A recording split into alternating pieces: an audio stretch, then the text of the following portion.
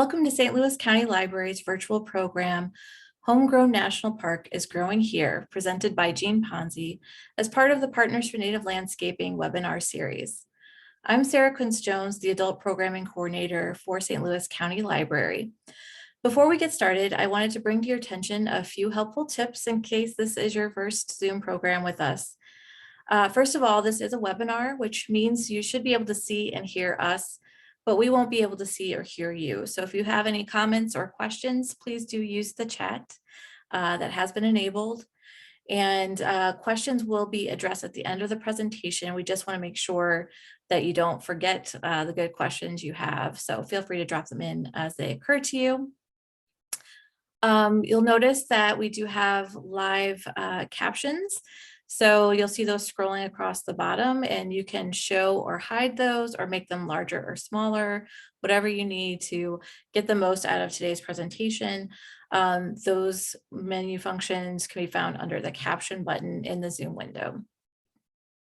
Finally, if you do have a hard time hearing me or Jean, please do adjust the volume on your device, and that should help. If for any reason you suddenly lose picture or you suddenly can't hear us, then we do recommend that you leave the webinar, try to move closer to your Wi-Fi router, wherever you may be, and then you can rejoin us using that same link you used initially to join the webinar. Those things usually help to address those kinds of issues, and you'll be right back with us. As you noticed, or as you may have heard me say at the beginning, we are recording today. So if you do have to step away for any reason, you'll be able to catch up on anything you miss when we get that posted. And if you registered for today's program, you will have that email. You'll have an email with the link and to that recording. And so we'll get you taken care of. Before we get started, I just want to remind you that you don't have to have a library card or even be a resident of St. Louis County in order to participate in our virtual programs or even our in-person ones. So we hope you enjoy yourself, learn something new, and feel free to share that with family and friends. And we hope to see you at another program, especially considering this is just the first couple of days. We're day 2 of 10 in a webinar series with the Partners for Native Landscaping. And in addition to those webinars that are upcoming, Partners for Native Landscaping is also hosting an in-person workshop and plant sale on April 15th from 8 a.m. to 1 p.m. at Powder Valley Conservation Center. And so lots of things going on to help you get the information and support and access to native plants wherever possible coming up in the next month and a half, 2 months. So the next 2 webinars in this series are Container Gardening with Native Plants, presented by Marvin Wallace of Missouri Wildflowers Nursery. That'll be next Tuesday evening at 7 p.m. That's March 14th.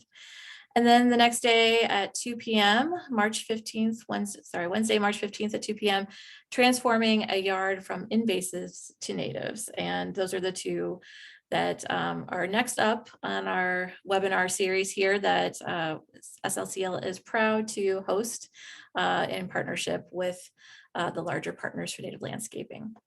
You can register for those programs or any of St. Louis County Library's programs by going to slcl.org/events. You can also catch up on most any program, including the Partners for Native Landscaping webinars that are recorded on the library's YouTube channel. So I'm going to have links to all of those things in a moment, plus more. But in particular, I want to point out that I'll be sharing a survey that it's really helpful for the Partners for Native Landscaping to have your feedback with that. So if you have some time during today's program or grab that link and get around to it sometime today, that'd be really helpful for next year's planning. So we appreciate you taking the time to do that. Well, now, without further ado, please let me introduce you to our presenter this afternoon, Jean Ponzi.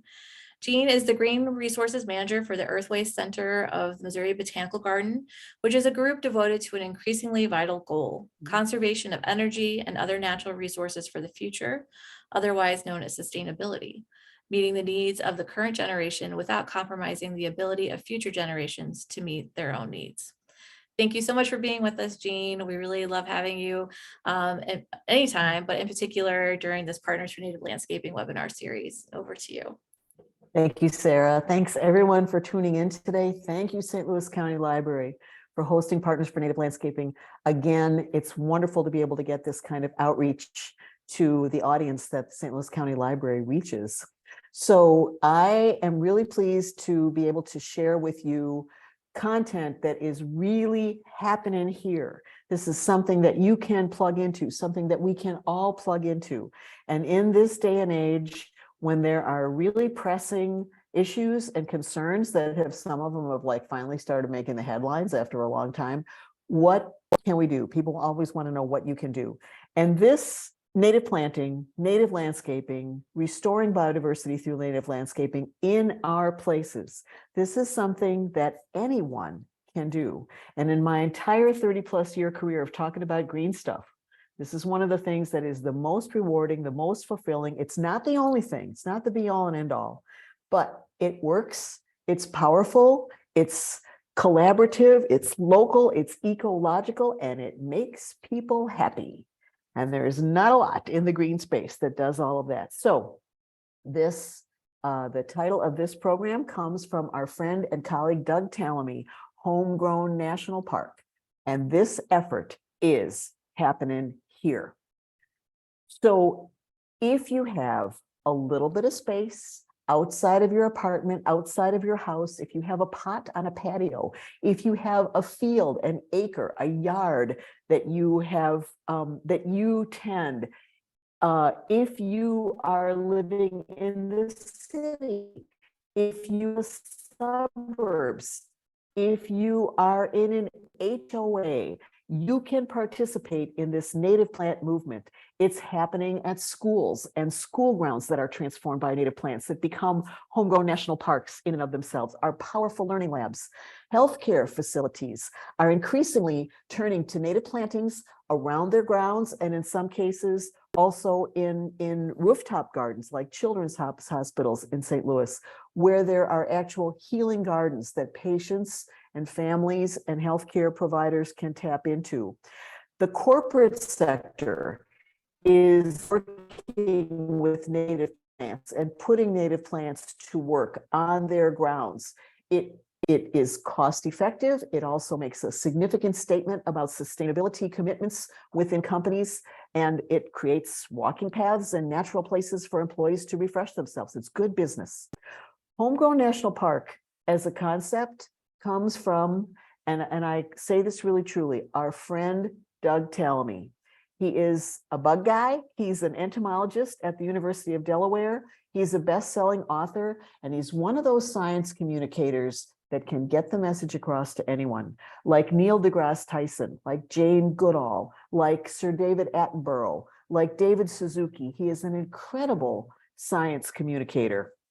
And he was sitting probably outside his home at one point, mulling the decimation of insect life and mulling the lack of understanding of ecological landscaping and looking out over the sea of turf in the neighborhood that he lives in. And he started doing a little calculation, thinking about our fabulous national park system. There's Doug Tallamy down there. He might be contemplating turf and acreage, or he's probably actually contemplating chickadee reproduction supported by insect larvae in oak trees, if I know Doug Tallamy.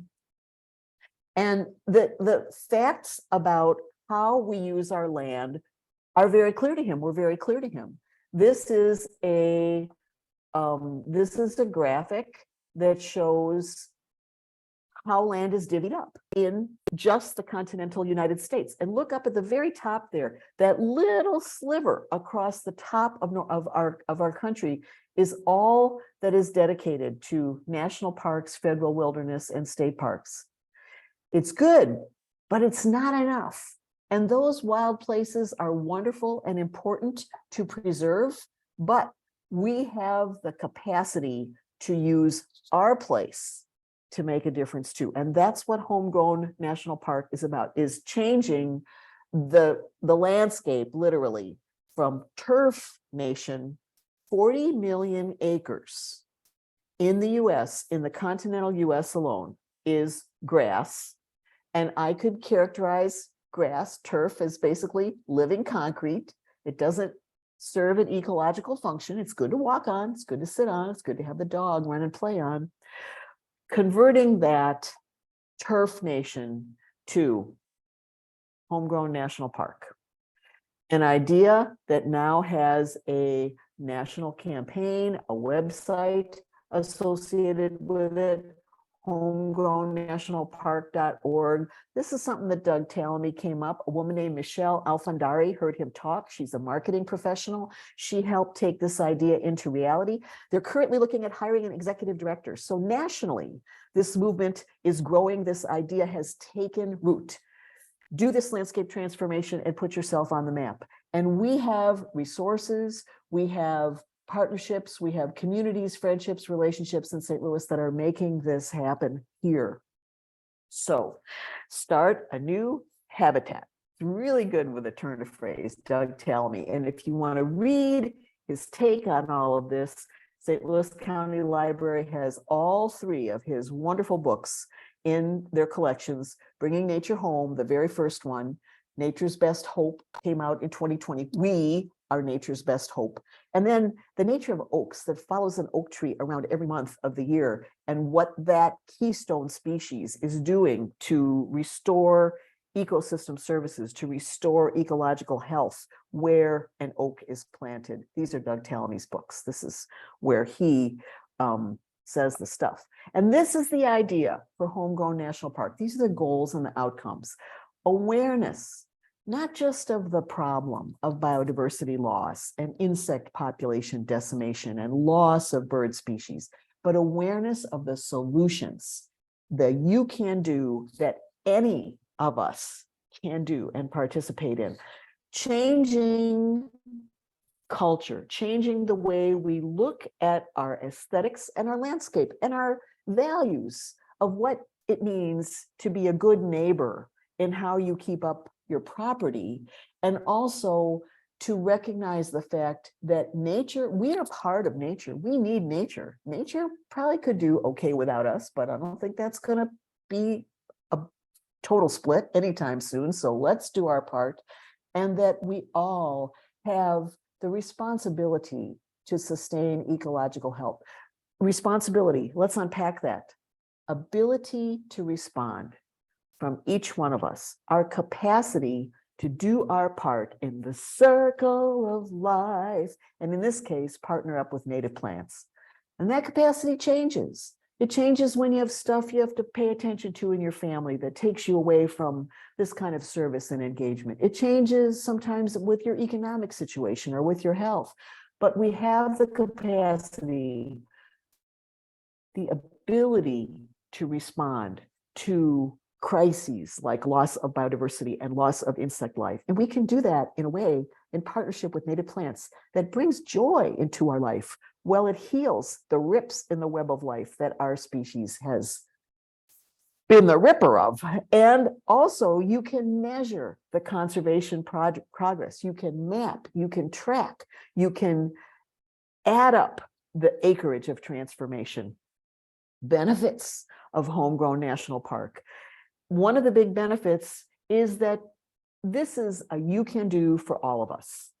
And it's a way for us to not just be hoping and worrying and fretting, but taking some action right where we are. Can be simple in scope, can be landscape transformation in scope. It doesn't rely on big institutions or governmental support. This is grassroots. This is from, well, it's not grassroots. It's native plant roots. It's Picara obovatus and wild ginger roots from the ground up.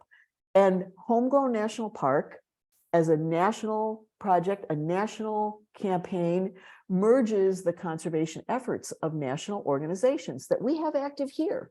St. Louis Audubon is a partner for native landscaping. Bring Conservation Home is a terrific program that we can tap into to help guide and advise and coach this kind of work of landscape transformation. Wild Ones has the largest chapter in the US here in St. Louis. And we also have other organizations that are the Partners for Native Landscaping and other partners. So under the umbrella, under the big brand, if you will, the big campaign of Homegrown National Park, a lot of individual and regional efforts can come together to have an impact bigger than the sum of those parts. And also mapping locations, our personal properties, our school properties, our business, our community properties, can show where the connectivity is. It can also show where the holes are and guide investment, guide activity and engagement to help make more contiguous and more healthy and more cohesive biodiversity in the way in which we humans relate to land, relate to the places around us. This is a science-based grassroots call to action. There's certain calculations, simple calculations that can address the biodiversity crisis by planting natives, by decreasing the acreage, that 40 million acres that is just in turf, which is basically living concrete, and also removing invasive species. So here is some of how that works.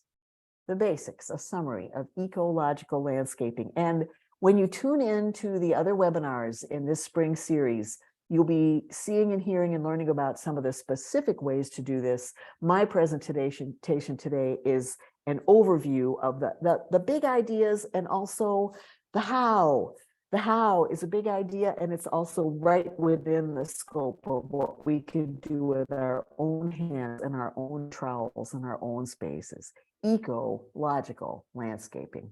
So this is the kind of criteria that we have had typically in the US, in our society, in modern human society, for choosing plants for our landscapes. Basically, it should be pretty. And pretty is good, but pretty is not enough.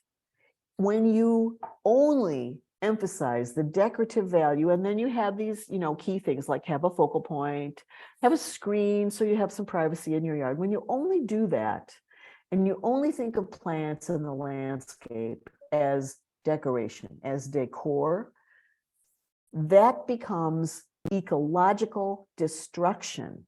It's not only not enough, it's negative value in the health of biodiversity in and around our communities and our homes and our places. Ecological destruction. That's tough words there. So let's balance that out.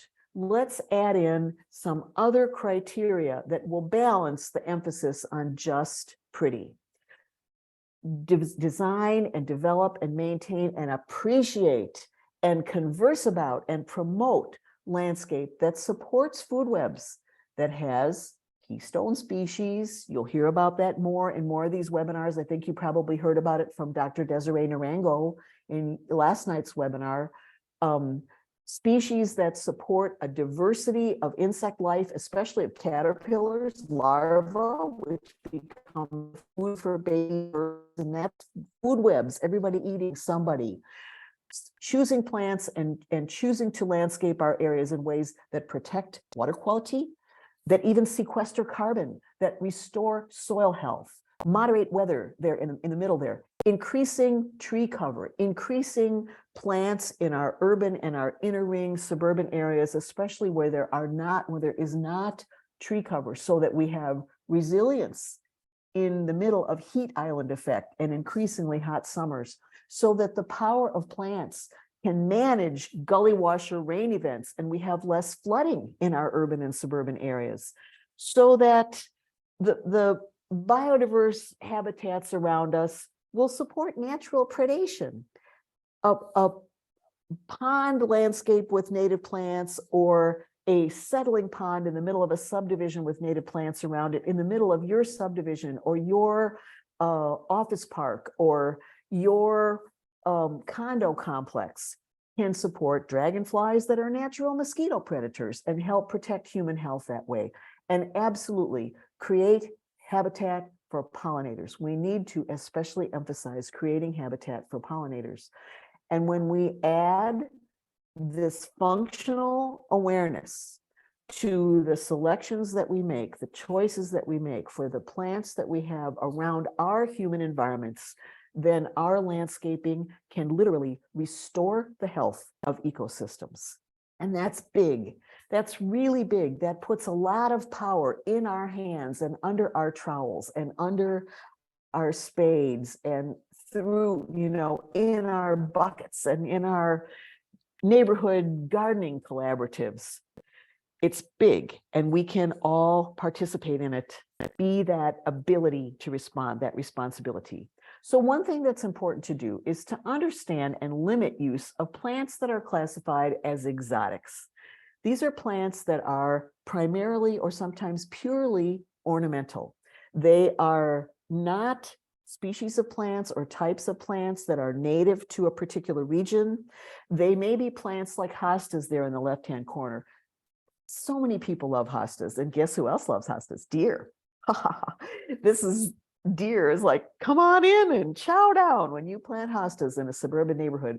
Hostas are bred for different leaf color and variegation and density of veining and height and all of that kind of stuff. They're all in one big group of plants, but they're bred for their attractiveness. They're not bred for any kind of an ecological function. And then you got boxwoods over there. We have 5 of them behind my house. That's it. The 5 guys named Mo. They're basically poodles on the landscape. And right there, the Mo's outside my house, they do a little bit of shading of one wall, but that's all the boxwoods we're going to get.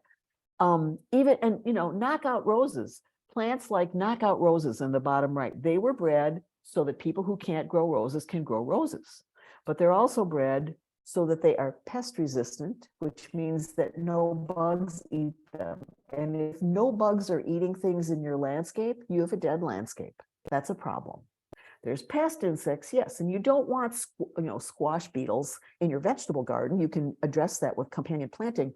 But what you want is you want a diversity of plant and insect and animal life where everybody is eating everybody in the way that nature intended, and it's biodiverse, it's lively, and one part is supporting the other. It's not a bunch of holes. So understanding exotic plants, and this could be species of plants, types of plants, like bush honeysuckle is an invasive plant here, but it's a species that's native to another part of the world. We have native varieties of honeysuckle. It's the variety that was moved here from around the world that becomes a problem because it's out of its circle of peeps. It has no more natural controls. Okay, so that's exotic plants. And this is a really good example. Buddleia davidii, the butterfly bush. Do you have these in your yard? Have you had these in your yard?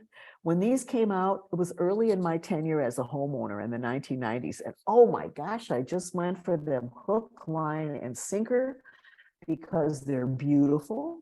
They were inexpensive. They came in all different kinds of colors, dark purple, yellow, pink, white, and they are super butterfly attractors. Yoo-hoo, honey, butterflies are drawn in by that marvelous fragrance. But this is a type of plant. This is a plant that is native to Asia.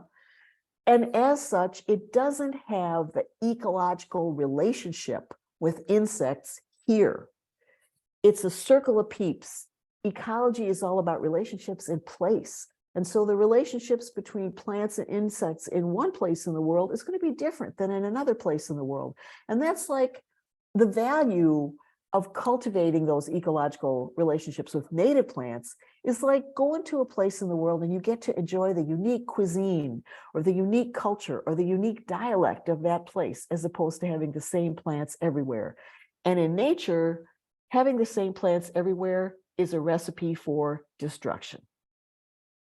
So butterfly bush, the difference between an exotic and a native, both of them attract butterflies, but in this instance, the butterfly bush cannot support reproduction of North American butterflies because it doesn't have the relationship, the long evolved ecological relationship with insects here that it has with insects in the part of the world that it came from, Asia. Whereas plants that are native here do have that relationship. And in the case of specialists, insects like the monarch butterfly that have evolved to only be able to reproduce on one type of plant, milkweed, monarchs and milkweeds, monarchs cannot live without milkweeds. You must have the native plants in order to have reproduction occur and the population remain healthy and stable and wonderful. And this is something that we can participate in, we can support. You want to understand and identify and avoid and remove invasive plants, the types of plants that either were bred for, this is all bush honeysuckle in this slide, but pretty soon we'll start to hear about Callery pear trees that were bred to be sterile street trees like Bradford pear, Chanticleer, white spire. They're bred to be on trees and on streets and be pretty and not cross-pollinate, reproduce with one another. But when you have a lot of different varieties, guess what? The Bradfords can reproduce with the Chanticleers. And when they do that, the resulting tree that grows reverts to a parent type that you do not want to have in your area. Callery pear grows 4-inch long thorns that can puncture tractor tires. And bush honeysuckle creates honeysuckle deserts wherever it grows. Pretty soon, maybe like even today, you'll see honeysuckle leaping out, the first thing that leaps out in the spring, and it will completely take over, outcompete, shade out other native plants. And also, bush honeysuckle creates a habitat in soil that supercharges mosquito reproduction. So let's not hate it because it's a plant. It does what it does. It grows. We're the ones that moved it around the planet. But let's understand these relationships and choose to relate to the plants that are our peeps and the peeps of the critters that live in this part of the world with us, native plants. And when you do this, like I said at the very beginning, it will make you happy because bugs will come and birds will come and your landscape will be alive. And our species is hardwired to want to have a relationship with nature. It's called biophilia. We need nature in order to be healthy, in order to have emotional and mental balance and peace in our hearts and our minds and our souls. So there is a lot of love that can come your way when you become a part of Homegrown National Park through native plants in this nature relationship. Give me an N, nature. How did we get stuck in this relationship? The sterile green carpet, the living concrete, turf. If I were Madam Crawley, I would have an entire staff of people that were probably indentured servants that would be tending this for me. And, as Europeans came over to this country and started to have homes and started to have property, and people who had been peasants and serfs got a little piece of the action, a little piece of the planet of themselves. We got the little patch of green with the white picket fence. We bought that bill of goods. That is what's going to make you a good neighbor in the landscape, and that's what you want. But nobody lives in it, nobody eats it. It's a soul-sucking maintenance nightmare. And how do we get out of it? How do we unhook ourselves from the assumption that in order to have a good landscape, in order to be a good neighbor, we have to have the sterile living concrete carpet that takes pesticides and fossil fuels and emissions and expensive water and all kinds of labor on our part? Well, what you want to do is focus on this: ecological landscapes. Ecological landscapes fulfill 4 responsibilities, and professionals that are ecological landscapers know this, but any one of us can know this too, even if you're not a skillful plantsman or plantswoman. I am not a plantswoman. I have learned this as I went along, and I advocate for it because I love it and it makes me happy, and it is an impactful, real thing that people can do. So your ecological landscape has to do these 4 things. It must support food webs. That means plants that support insect reproduction. So you have insect larvae, caterpillars of the trees that the birds can eat, and then you can have more baby birds and the hawks can come and snack on the birds. That's a food web. Your landscape should sequester carbon. Trees do this better than anything. And And other native plants, flowering plants on the ground can also help do that too, because they increase soil health and soil quality, and soil sequesters carbon.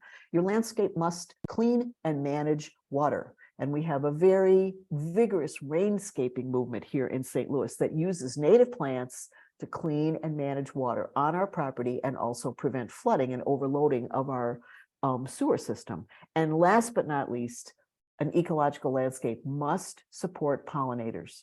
It must support that little love affair between, imagine my fingers are plants here, plant, plant, they're rooted, they cannot move. Romeo and Juliet cannot get to one another. But if I'm a pollinator, I can go to one, I get a little nectar, I get a little snack, and then I get some pollen on my legs, and then I fly to the other.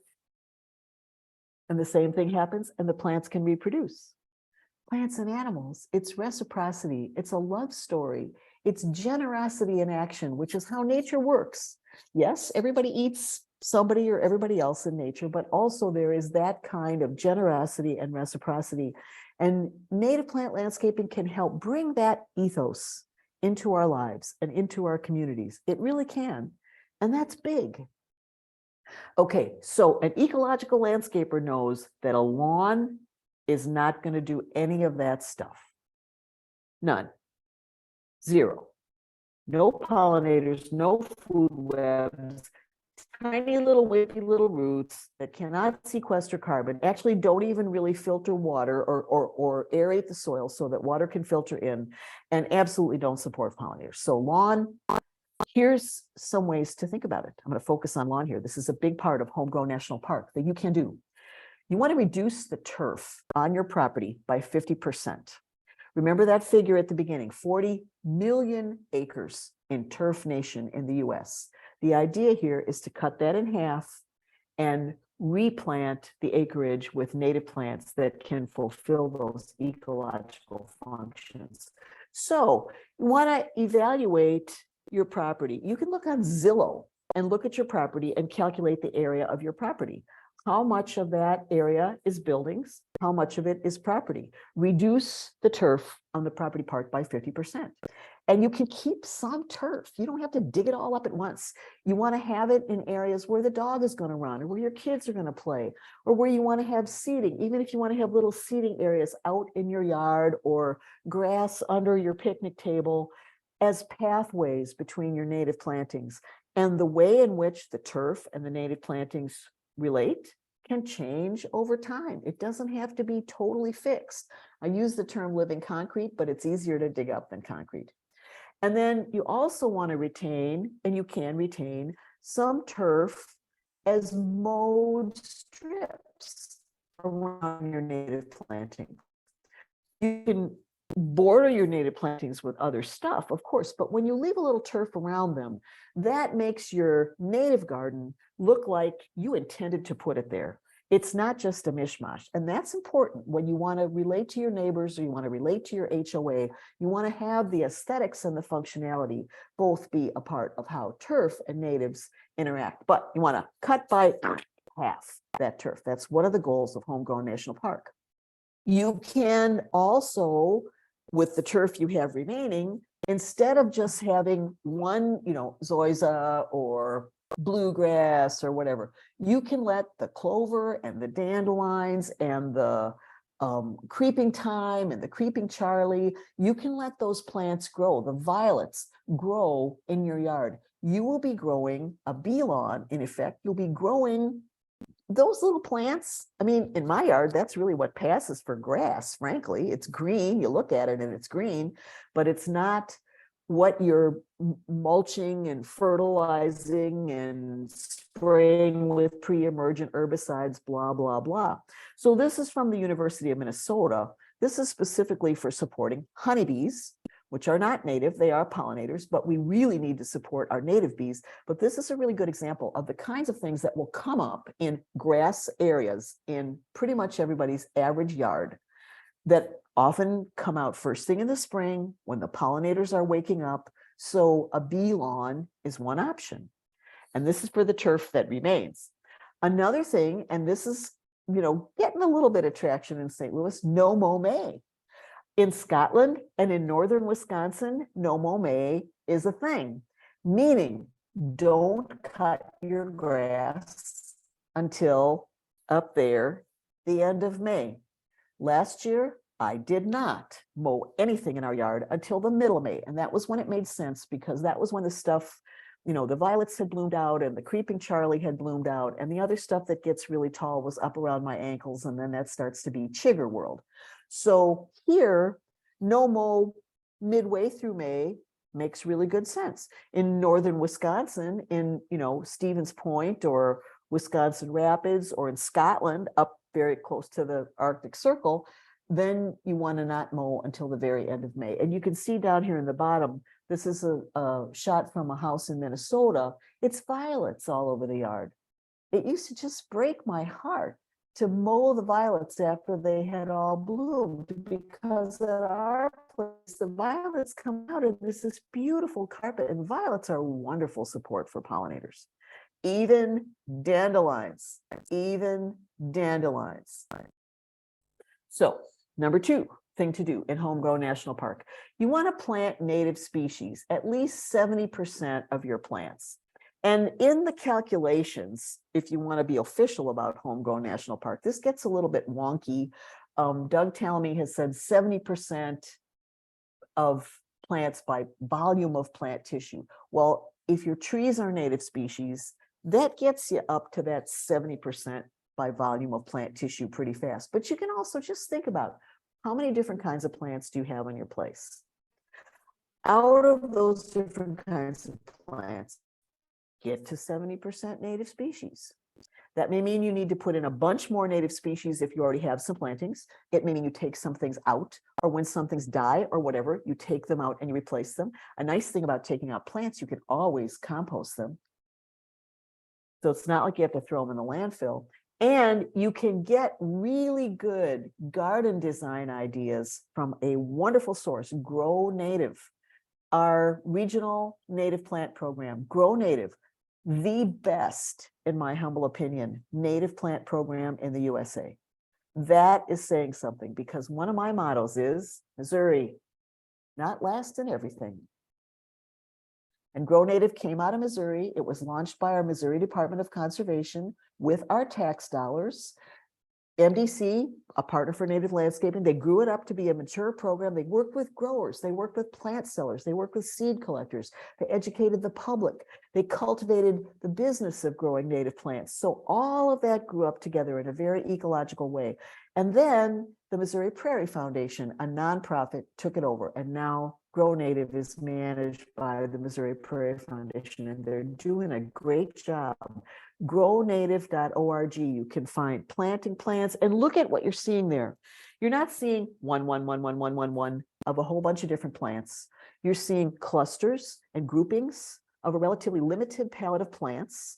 And if you looked at the key here, you'd see that like this, okay, so this white thing, this is a button bush. That is a wonderful alternative to butterfly bush. It's a real pollinator attractor. Other things that are, I'm looking to see other things here that are bushes, that are bigger kinds of plants.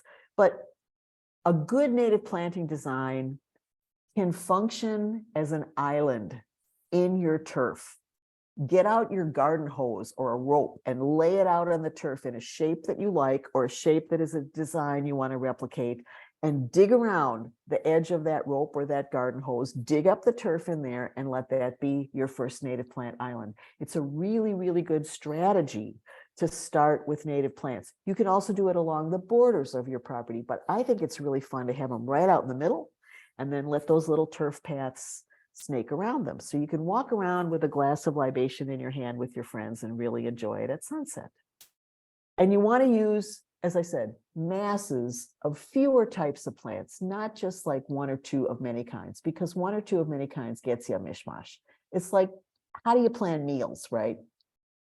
You want some cohesion and some mass and some structure. You also include bushes and trees, native plants, to vary the height in your planting beds. And you want to have plants that will be in flower through all of the growing seasons, so that your native plant landscape will support pollinators all through all the seasons. And it's very easy to do that. It's sensible to do that. A butterfly garden design like this will include plants that will be blooming through all the seasons. And they also will include plants that when you leave their stalks tall, after they stop growing, those stalks can become habitat for native bees and other native insects. Ta-da! You can enjoy your place in spring. These are spring ephemerals. This is actual photo from my yard in the city. Bluebells, Virginia bluebells, celandine poppy, and this is a little bleeding heart. In spring, in summer, that's when the plethora, that's when the bounty of everything is blooming and growing, and your border like this is going to be just humming with pollinators. It's going to be spectacular. Summer, the growing season, and then in the fall, the asters and the goldenrod start blooming, and those two colors, purple and gold, those complementary colors actually amp up the attractiveness to pollinators and the vitality, the life force that the plants are imbuing to the pollinators. Robin Wall Kimmerer, author of Braiding Sweetgrass, has researched that those two complementary colors, purple and gold, asters and goldenrod, they're not just the Minnesota Vikings colors. They really function ecologically. And you get plants that bloom in the fall, like down on the bottom there, one of my all-time favorites, rose turtle head, because they have these little blossoms that are turtle heads, and they bloom pink in the fall in the shade. Nobody blooms pink in the fall in the shade except turtleheads. Love them.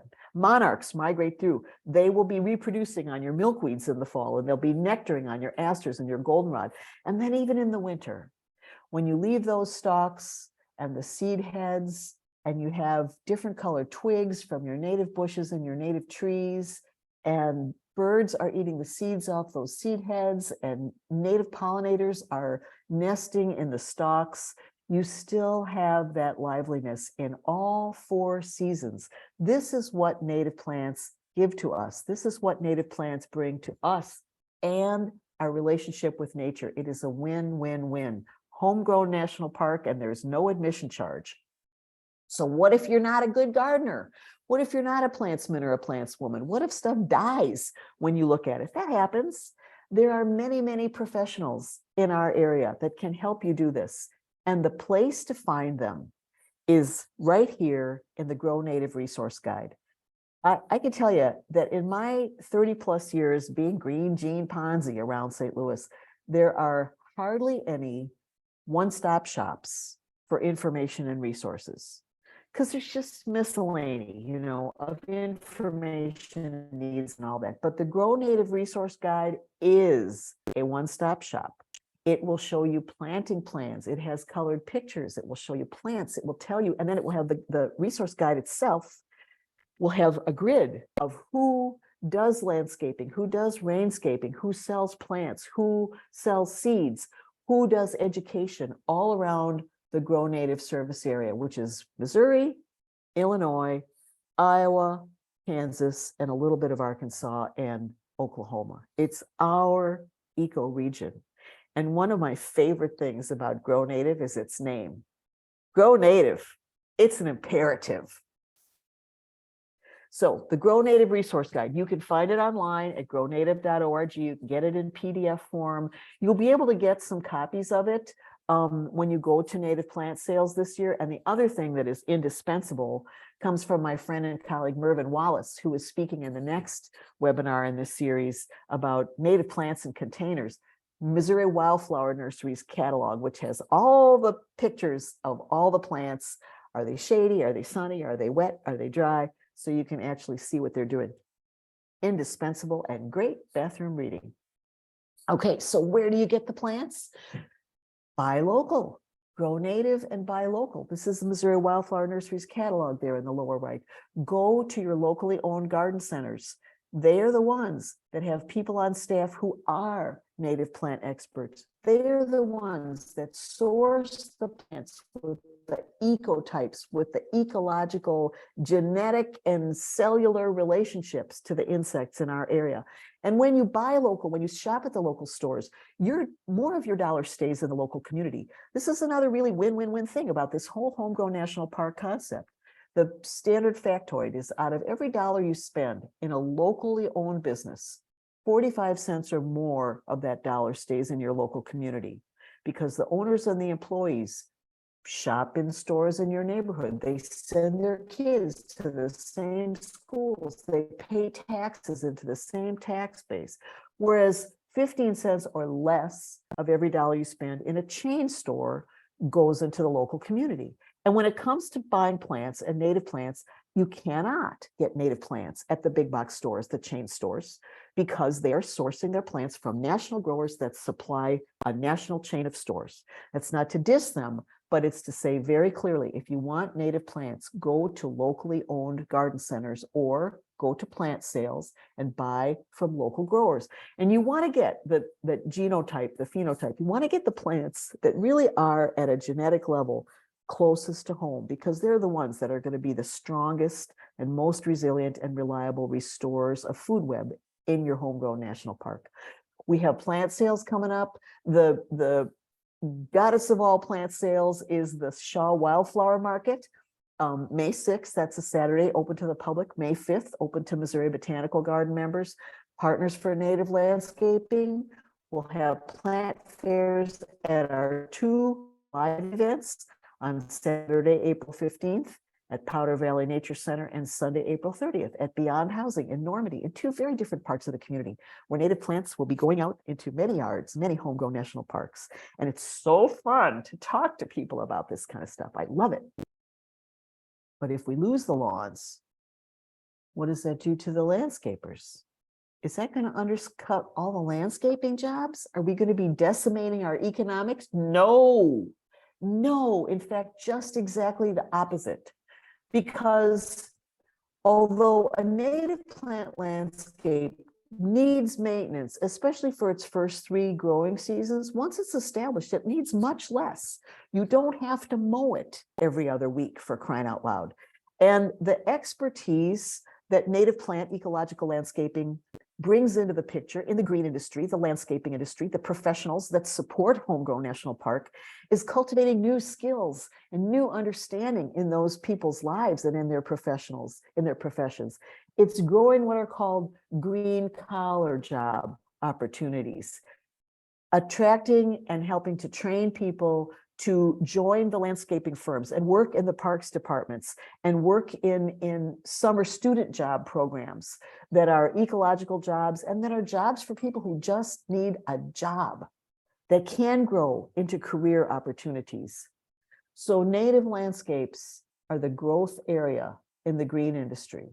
And they take you all the way to being able to manage a prairie with controlled burns. How cool is it to get to set fire to the landscape?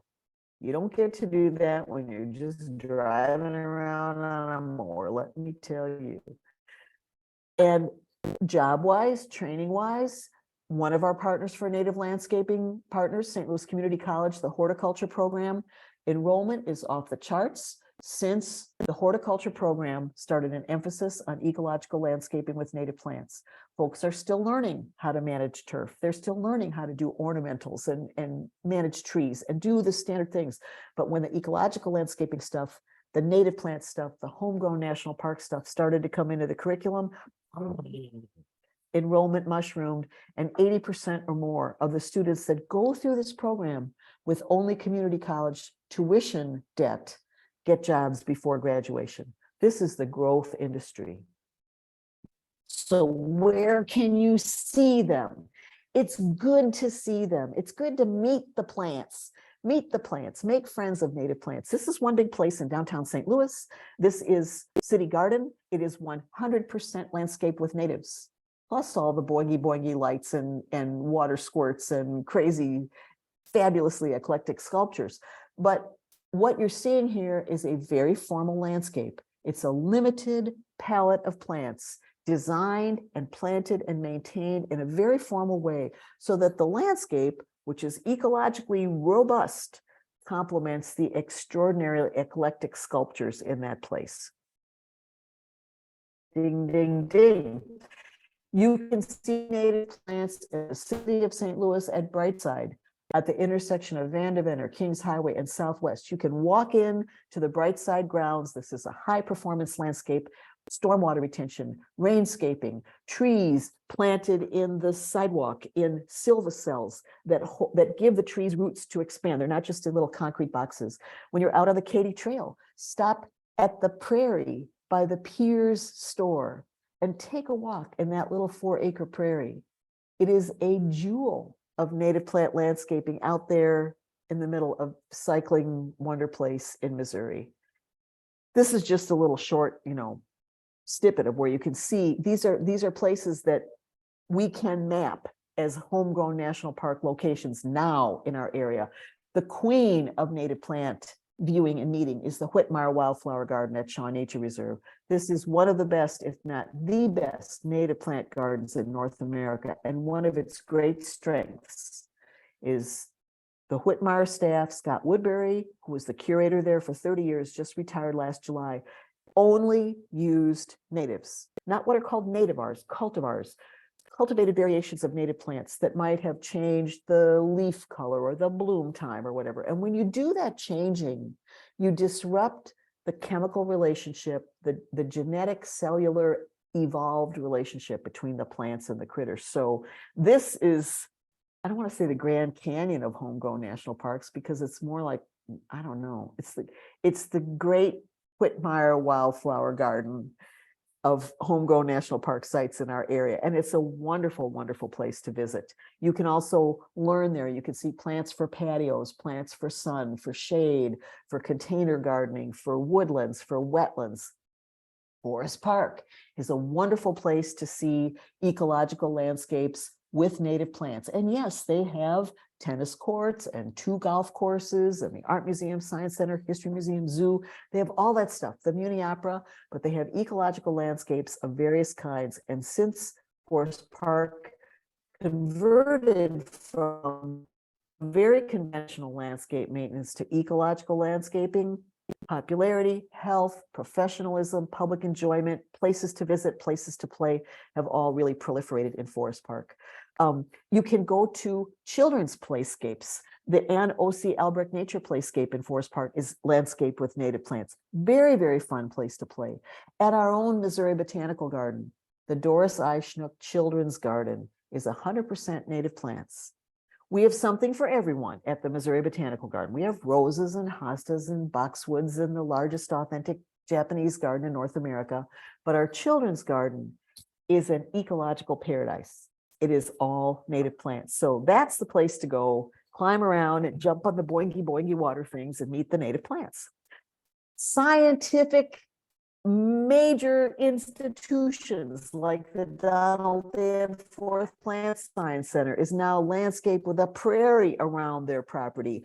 In the summer, you can tap into native plant garden tours. I was not able to find dates for these yet for you to put this in here, but there will be native plant garden tours in the summer. Audubon, St. Louis Audubon and Wild Ones, 2 partners for native landscaping, usually collaborate on a tour in the summer. The St. Louis Sustainable Backyard Tour includes native plantings. St. Louis Open Yards is a way to get to go to people's yards at various times and see their native plants and talk to them.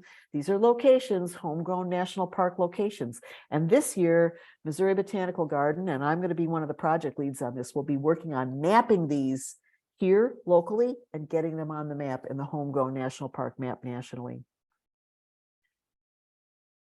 Insects, birds, gotta have native plants. Baby birds need protein. They don't get it from birdseed. They get it from caterpillars, insect larvae. And you must have native plants to host the development of insect larvae, which means insect reproduction. Specialists like monarchs or spice bush swallowtail butterflies, they need the wonderful spice bush to reproduce, must have native plants or they will not exist. They will not exist.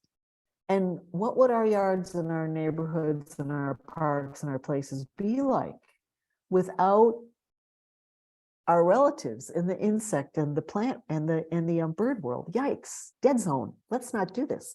And we need all of this too, because our health is intimately linked with the health of nature. In the same way that the caterpillars and the plants rely on each other, we rely on nature to sustain us. And nature needs us to shape up and get with the program and become good neighbors and become good stewards and stop being Captain Destructo. And we might feel ourselves. In fact, I think we will feel better about ourselves when we do this. A lot of data showing that we need nature places, especially in cities, especially in places where people may not feel like, may not have access to parks and Whitmire wildflower gardens and stuff like that. We need this everywhere. Rain gardens, stormwater management, they are a big part of Homegrown National Park. They're high performance landscapes. Rain gardens supported by MSD Project Clear put the power of native plants to work all around our region, and we'll give you grants to do that if you go through the Project Clear Rainscaping Small Grants process.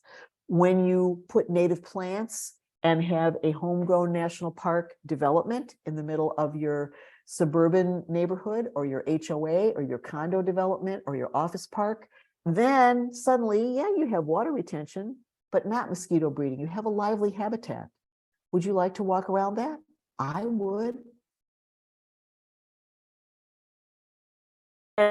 In our parks, Homegrown National Park grows habitat. Well, it shrinks the cost of mowing and continual maintenance. It doesn't put the park's employees out of work, but it allows them to shift what they're doing to work that is potentially more rewarding and will make the best use of our public dollars in those places. And look, here again is a mowed strip of turf around this native prairie habitat that says, this is an intentional thing, and signs are helpful too.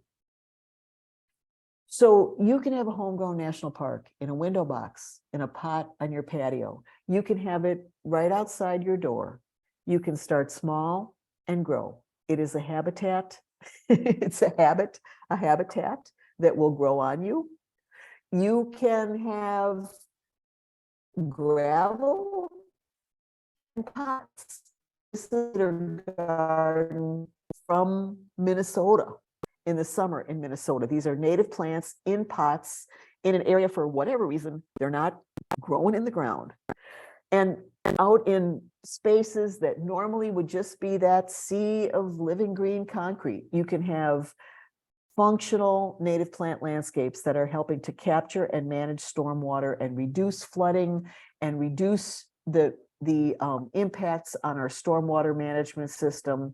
There are functions in Homegrown National Park that native plants can serve. And we, in partnership with native plants, make that happen, because native plants have super roots. They grow down through the soil. They make it possible for water to filtrate through the soil. And the kinds of plants that can do this work in installations like rainscaping, may be different from what you'd put in a butterfly garden, can go from drought to flood conditions without missing a beat. That's performance. And nature has many eons of R&D, research and development on this than we do in our engineering. Right over here on the left, see that little tiny little turf. Walk on it.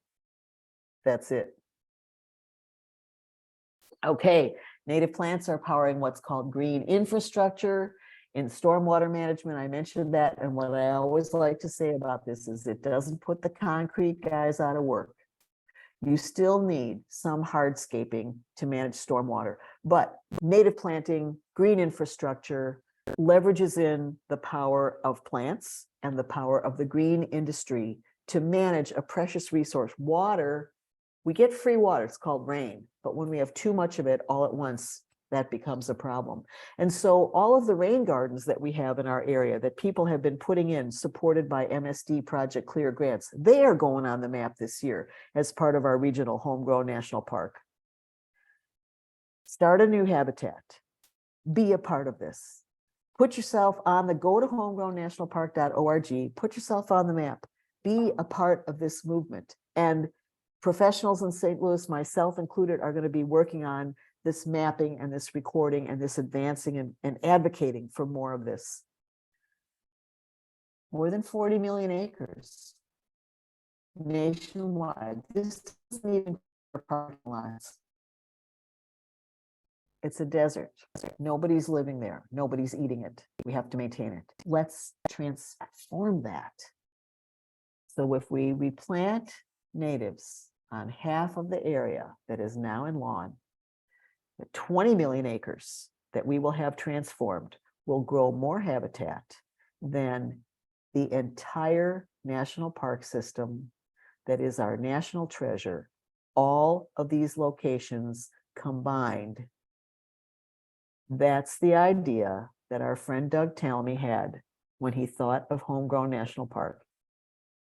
It's an opportunity for all of us, all ages, wherever we are, in so many different situations, to restore the health of ecosystems and add joy and liveliness to our life. Partners for Native Landscaping, we're collaborating to bring you a lot of great what and how to through our wonderful partnership with St. Louis County Library. You can get all the details at partnersfornativelandscaping.org.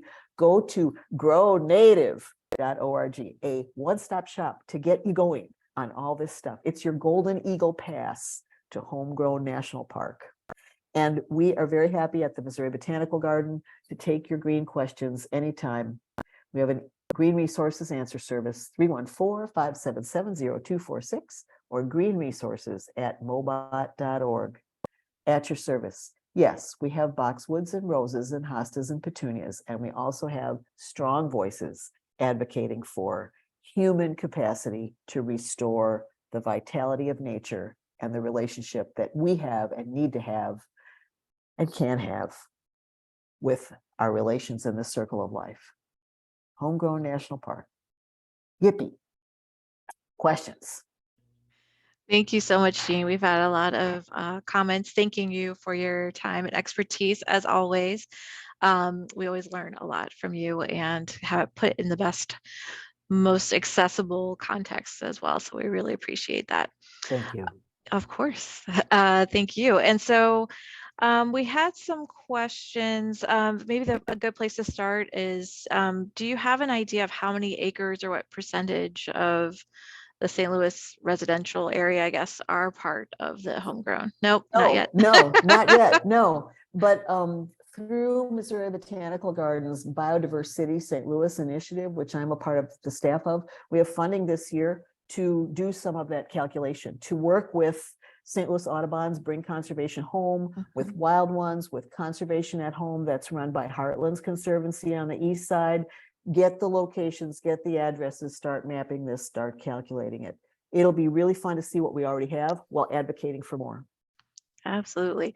Yeah, somebody, a former St. Louisan who's in Kentucky now and is with us today, they were saying that a lot of their folks down there are a part of it. So sounds like a challenge to me. We gotta we gotta jump in and be counted, so to speak. So someone says their two acre meadow / prairies are listed. So that's exciting. Yay for you, Teresa. Thank you. So before we get into other questions, as people jump off, someone asked if if all these great resources will be sent to participants in an email. Let me just say that you will get the link with the from today's recording. So a link to the recording on our YouTube channel. You'll also have a link directly taking you to Partners for Native Landscaping, where they've got a great resource guide that will link you to many of the things that and places that Jean mentioned today. And also the library has put together a LibGuide, which is a pathfinding resource to take you through the library's resources and beyond. So we link to Grow Native's plant database, to Partners for Native Landscaping, and other resources as well that are local to St. Louis and Missouri. So so just keep those things in mind. So you'll get links to those things, and because there's plenty to keep you busy and researching. And as we go through each of the webinars, you'll have we'll have things that we share in the chat, but we won't necessarily be sending those out separately, just to keep you in the loop. So we had some other kind of specific questions about the butterfly bush since those came up. And so those are, a good place to think about maybe the pitfalls to Yeah. things like bush honeysuckle and butterfly bushes. Right.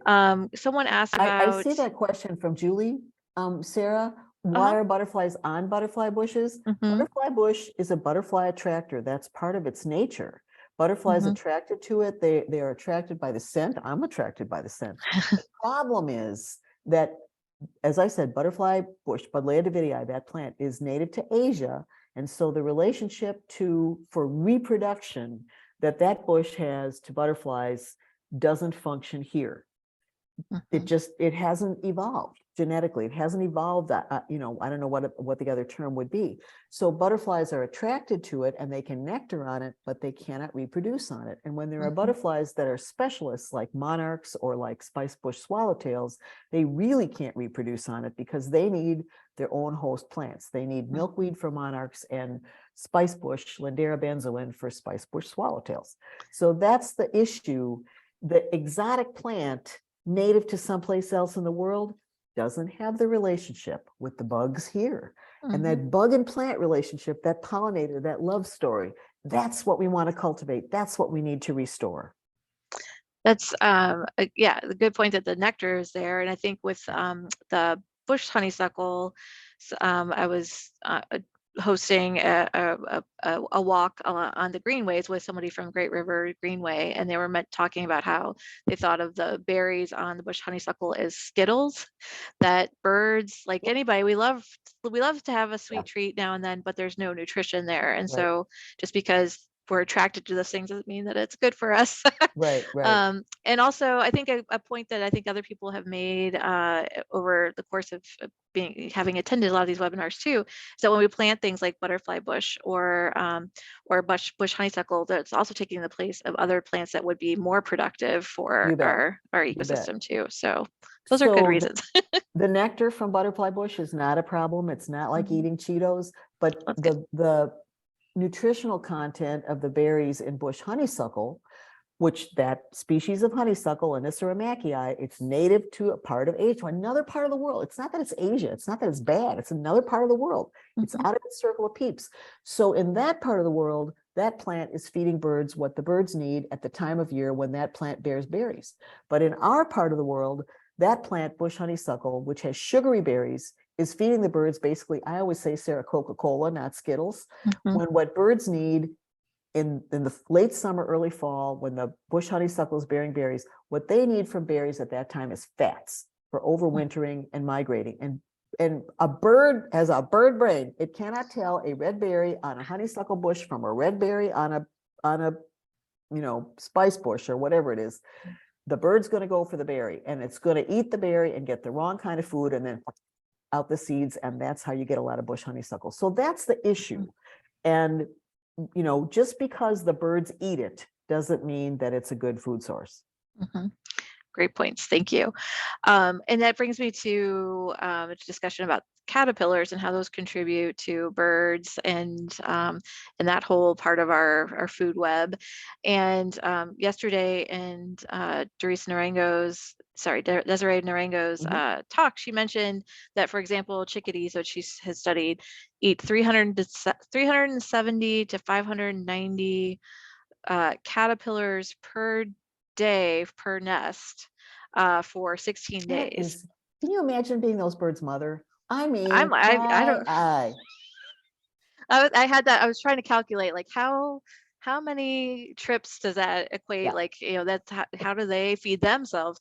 But so someone had asked about like meal, there are other things that are seemingly look, maybe nutritious, I guess. Mealworms are one of my least favorite things, but someone asked about the kind of the nutrients from mealworms, or if those are present, are those Do you things that have are mealworm? helpful?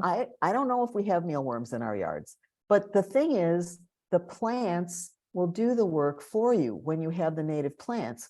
Oaks, I didn't mention keystone species in my Homegrown National Park here. It's getting kind of long. You also want to have plants that are keystone species, meaning the ones that like the keystone in an arch. That's the thing that's going to hold that arch up. And oaks, I'm sure Dr. Narango talked about this. They are the super performers, keystone species in our area. Also willows, also plants in prunus, the plum family. I just ordered a whole bunch of wild plum seedlings from the conservation department this year. The plants that support the most food webs. So oaks can host, according to Doug Talmy, between 600 and 900 different kinds of insect larvae at any one time. And if I'm looking up in my oak tree, I'm not going to see that thing squirming with caterpillars. It's not going to creep me out, but birds will see it.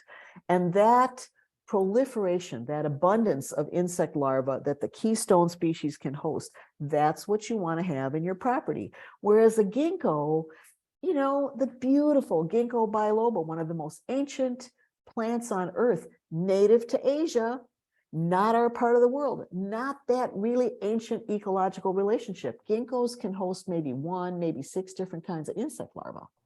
And you want a lot of different kinds of insect larvae because you might not have that many of any one kind of caterpillar. So chickadees, they're going to go for everything they can in order to feed those snarful babies. Exactly. Yeah. And I think she did mention, yeah, that it's ginkgo at most 6 species. And I think depending on which, I think with caterpillars, maybe it was like 407. I don't know. 470 stands out, something like that. But yeah, so again, we don't want to create food deserts for our wildlife. We want to have, you know, as many nutritious options as possible. So just because we have something. I'm not going to cut down the one ginkgo in our yard that my husband and I planted in the place where we were married in our yard because it was my favorite tree. I still love ginkgo biloba. I'm not going to cut that sucker down, but I'm not planting anymore either. And right now it's surrounded by Shumard oaks and a bur oak and American linden and tulip poplars and spice bushes. And, you know, it's getting proliferated here. Now that I know about that relationship, I'm not going to, you know, make myself and my tree suffer, but I've shifted my priorities to work and grow in the native and the ecological direction. And that's a good thing to do. Absolutely. And I think something I always appreciate about Eugene is that you encourage us to meet ourselves, our best selves where we are, and to not feel like we have to scrap everything, which is ultimately wasteful and very impractical. And so, to not beat ourselves up. We don't need to feel bad about anything else. We need to do things and cultivate a relationship with nature that will support our positive feelings, our healing, our well-being, our peace of mind, our, you know, low blood pressure. Yeah, absolutely. Reasonable, not too low. Yeah. Yeah, too much of a good thing is still not good. Thank you. Yes. So someone asked about how many common milkweed plants is necessary to support monarchs in a small yard. As many as you can get, really, as many as you can get. And there's no guarantee. I mean, you could have one milkweed in a pot and a monarch might come along and reproduce on it. And that monarch's eggs might hatch out and the caterpillars might grow to, you know, maturity before a bird eat. No, birds don't eat them because they taste terrible, but you know, not everybody makes it. So the more you have, the better your chances will be. Yeah. And thinking about predators and things, our plants have a very real predator in terms of deer in Missouri, and we will have a panel discussion about kind of what we can do that you're going to be hosting for us at the end of all of these webinars on April 5th. But any sounds or words of advice to carry us through to that? It's a recurring question that we get.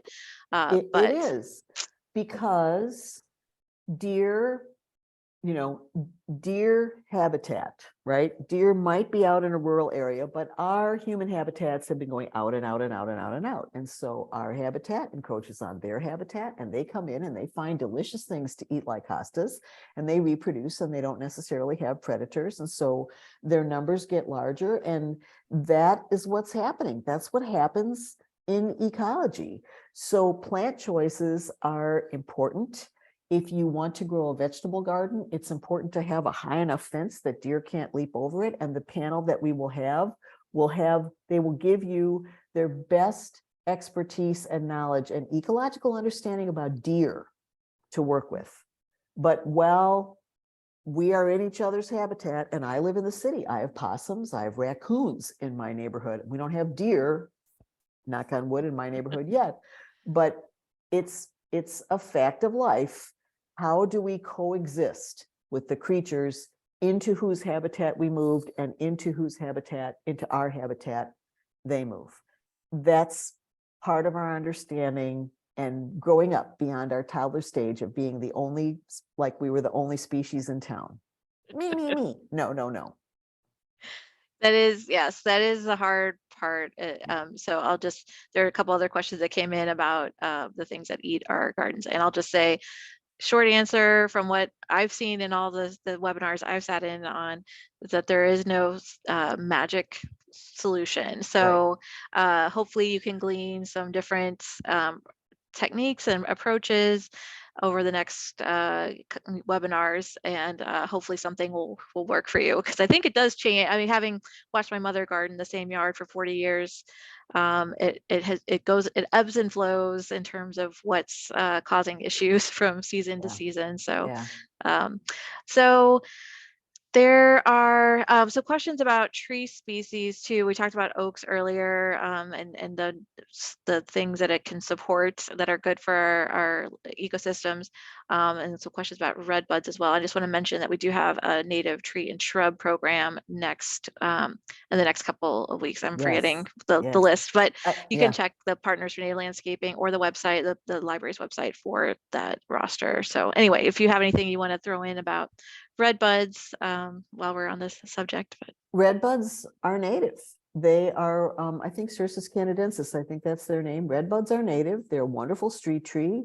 If the tree or the bush or the plant is native, it will help restore food webs. It will be a part of that ecological landscape doing those 4 functions: restore food webs, sequester carbon, clean and manage water, and support pollinators.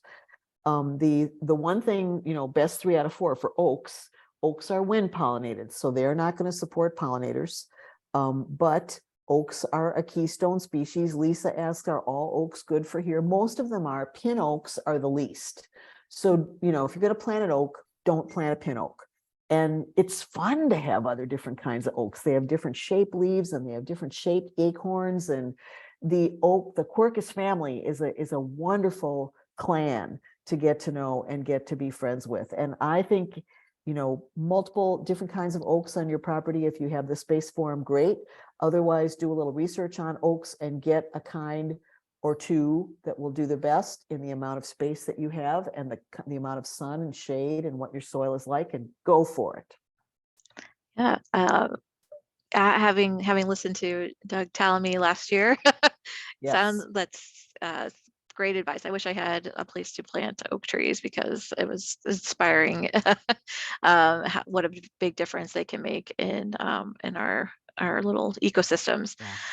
So thinking about other native plants, I've been hearing a lot, well, maybe it's just because I follow the Missouri Department of Conservation, and they posted a bit about Ozark witch hazel earlier this year. And so someone had asked about, I think in relation to the butterfly bush example we had earlier, that they are considering replacing a plant, and I'm assuming because of the proximity to that discussion, I think they were talking about a butterfly bush that had died with Ozark witch hazel, the variety being Sandra.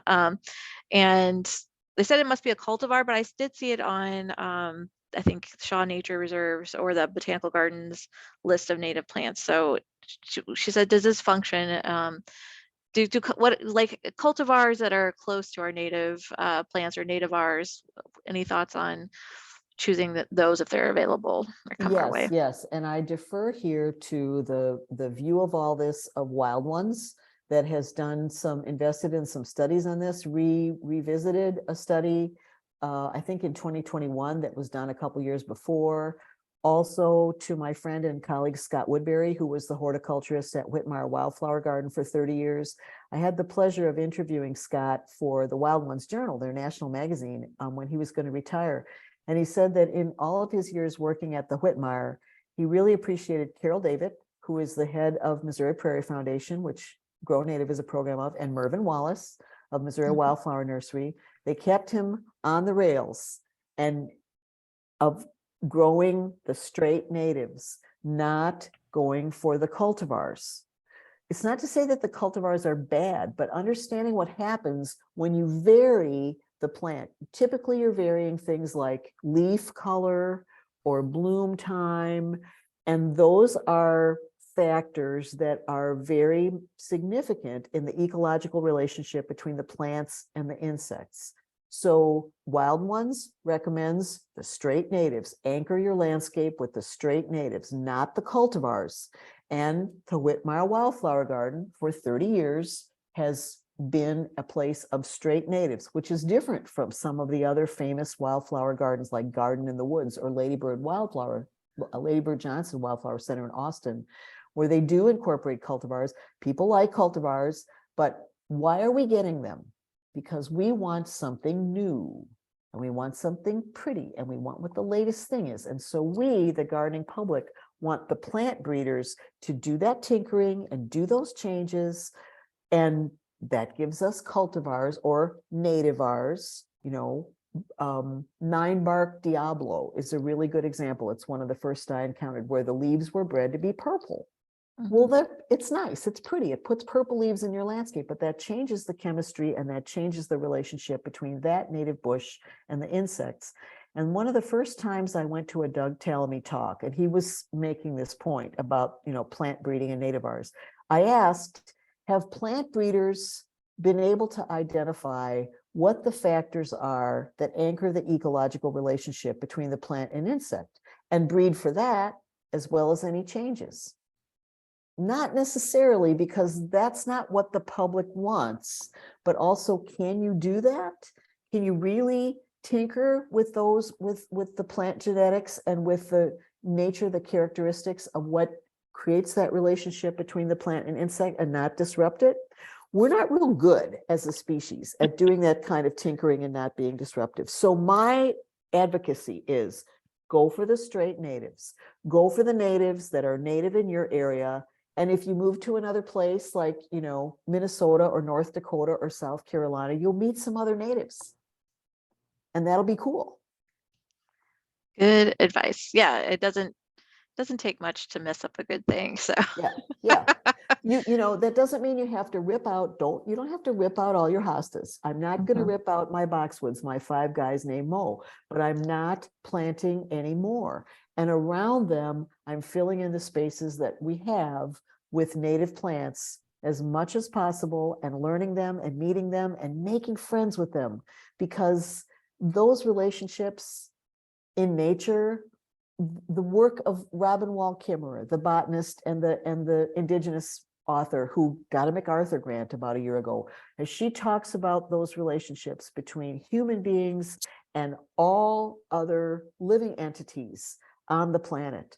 That ethos is something that we can grow into, that we can change. And Homegrown National Park, like being out in one of our great national parks, is a pathway to that kind of inspiration and that kind of motivation. So it's a great combination of reading and gardening and talking and schmoozing and having a debate in your community that is really, really lively, genuine stuff. And perfect place to end. Thank you so much, Jean. Always feel very motivated. As I said, I don't have a place to plant an oak tree, but I will advocate to everyone that I know about things like the Homegrown National Park and the things that we talk about in the upcoming webinar. So thank you again for sharing your expertise with us. Excuse me, I will put the Partners for Native Landscaping survey in the chat box one more time here before we depart. Is there any final, it looks like maybe you have a final thought in mind, Jean. I just want to say again, Sarah, thanks to you. Thank you to St. Louis County Library. one of the most remarkable and wonderful and prolifically connective partners native plant advocates like us could possibly have. This is really a terrific development. We're happy to still be doing webinars, and we're happy to be back in person with some in-person workshops and plant sales too. So see you as the spring progresses. Yes, thank you. And we're Thank you. so pleased to be a part of it too, and happy to provide a space, a virtual space for all this. So we'll see you all hopefully in our upcoming webinars. Again, you'll get an email with today's recording link, as well as a link to Partners for Native Landscaping's website that includes registration links for the upcoming webinars and information about their plant sale and in-person workshops. And you'll also get a link to some resources to keep you busy as you plan and learn in the next couple of weeks. So thanks again, everyone. Have a wonderful day, and we'll see you soon.